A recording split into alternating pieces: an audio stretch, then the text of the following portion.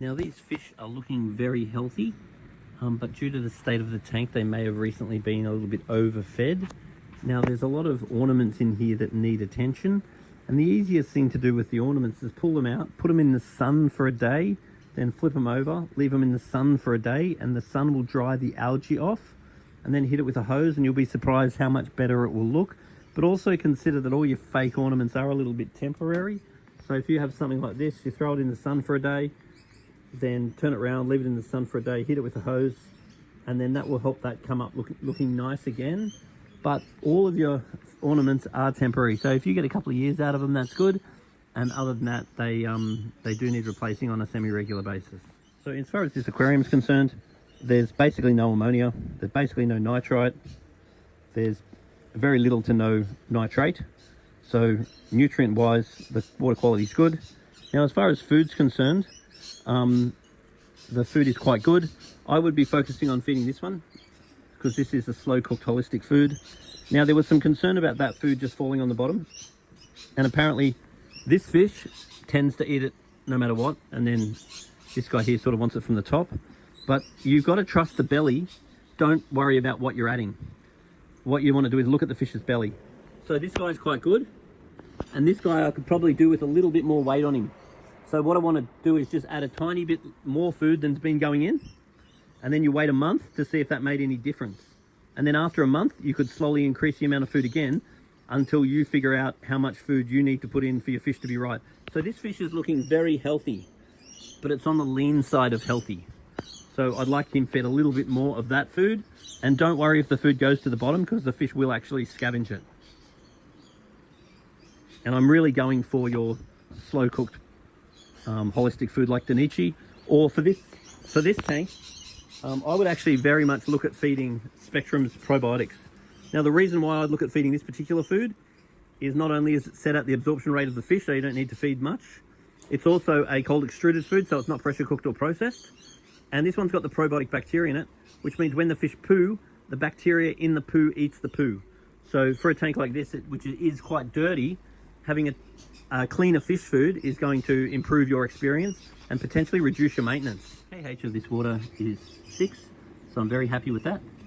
And I would recommend adding a bit of salt to this tank. So a bit of aquarium salt, or potentially even just rock salt.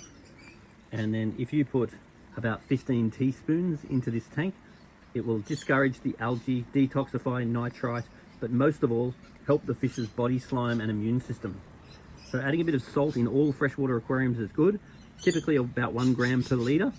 And you want to be careful adding more than 1 gram per litre if you want to grow plants, because the salt can hamper the plants if at higher levels than suggested. Clean this filter now, and the way I'm going to clean it is I'll clean the biological media in water from the fish tank. I'll clean this sponge in water from the fish tank, and then this is polyfilter, so it's good to just replace the polyfilter. This polyfilter here is pretty much done, so we'll put some more polyfilter in. And with a filter, you're really wanting to use the real polyfilter, because the real polyfilter is like magic. It'll adsorb and absorb anything impure out of the water and not take out what you do want. And when it turns to black, that means it's time to replace it. Like doing a little check of the fish stuff that we've got here. So we've got some Danichi food. Make sure it's closed. It's the best food you can get. Now in here we've got some prime. So we're going to use this every time that we top up the aquarium or do a water change. So when we do a water change, we want to be using the gravel cleaner, and we want to be taking out about 1/4 of the water. If we're just topping it up, then that's a top up. So we're going to use the water age accordingly. Now here's some KH buffer. At the moment we do not need to add that because our KH level is quite okay. And then here's some GH salts. So I'll add that in, and that will be the salt cupboard. Now here is a very old bottle of stress coat. I'm not sure if that's still any good. I'll use it for no particular reason. We've got a holiday feeder. So I've just given the lids a good clean. Now we're just going to clean up all the bridges and braces. Make sure that's all nice and clean. It's really important the lids are on flat, because if your lids aren't on flat, sometimes you see a bit of this action going on. So if your tank is not fully level, which in this case it looks like this tank's leaning forward a little bit, so you've got, that looks like less than that. So therefore we're getting a little bit of runoff, and the way we want to avoid that is by making sure the lids are flat, and preferably the aquarium is as flat as possible. So now I'm just cleaning the filter material in water from the fish tank. So that just means we're going to get it out, We're just going to give it a clean in water that I've removed from the fish tank. Then after it's all cleaned up, we can put it all back again and replace the poly filter. Put it all back in there. Very easy to clean this filter, but it needs to be done regularly. Ornaments, we want to just leave them in the sun for a day, on a nice sunny day. Then we flip them over, leave them in the sun for a day, then hit them with a hose, and you'll be surprised how good they come up. And just remember that these are disposable, so after a couple of years you will want to replace them. Be careful with dealing with very big heavy rocks, because we don't want something that can smash your tank, particularly if you have trouble lifting it. Be careful not to have too big of rocks that you're going to struggle with, because we want your life to be easy, not hard. So in a perfect world, every now and then you get your rock out, chuck it in the sun, and just bleach it like you will your other stuff. Otherwise, in this case, I've just given it a bit of a scrub and it's come up much cleaner. The other thing you can do is put it in upside down every now and then, so the algae on the underside dies off. Pull all the rocks out, and you can see that it's way overdue for a water change, because one of the things that we want to use as a indicator for when we change the water is how dirty the gravel is. And in this case, you can see the gravel is super dirty. So we definitely want to be just doing this a little bit more often, particularly being able to get in underneath the rocks, because all this crap that builds up underneath the rocks is obviously not ideal. So once I go through and vacuum all this out, it'll be much better, but it definitely needs to be done more regularly. And you will find that if you actually tried going to the probiotics food, if you try going to that food and you feed mainly this food, you'll find that this amount of sediment just won't really tend to happen, because that food just seems to be amazing for keeping the place clean, because the good bacteria in the food actually breaks down the food physically. So I would suggest better food, and I would suggest more regular water changes, getting in behind the rocks and getting all the crap out. In summer, we don't want to change more than about half the water, otherwise we can shock the fish. And if it's winter, we're really looking at more like a quarter, because in winter we can't change as much water because there's more chance of shocking the fish. So some more regular water changes here would be wonderful. Regular small water changes are the key. Now what I'll do is go and clean off all this algae nice and clean. Give it a good algae clean now. With some substrates, like this black substrate, does tend to stick to the magnet cleaner. And if you get substrate in the magnet cleaner and you start magnet cleaning, you'll scratch all your glass. So be very careful with these magnet cleaners going near your gravel, because you don't want to pick up the gravel and then scratch your glass. Otherwise it's one step forward, one step back.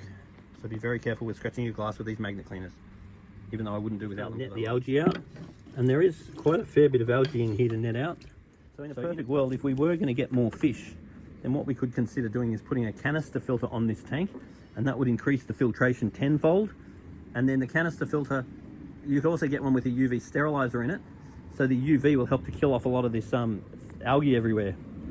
So even just putting in an algae block every now and then might not hurt too, to kill off a lot of this algae, because there is a lot of algae in here at the moment. And this looks like a marine pure block.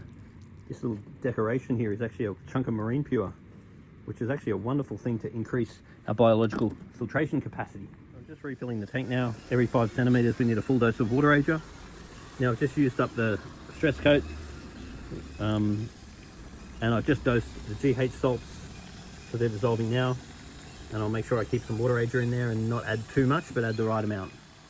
Get the tank nice and full and restart it up. Now, if you get like a calcium buildup around your lids or your braces and stuff, if you just dab it with some acidic, with some citric acid, the citric acid will help to break down the calcium deposits. So then you can find that you can actually give them a clean. Try not to get too much citric acid or vinegar or any other acid in your tank, because we don't really want it lowering the pH. Just wondering why this filter didn't start, and I've just gone to clean this impeller. So that'll definitely need replacing. These fish are all happy now. They're all water changed. Filter's been cleaned. The filter is trying to work, but it's not going to do too much with a broken impeller. We've got to arrange a new impeller, and then away we go. And it's quite common for the tank to look terrible when I leave, and that's because I've disturbed everything.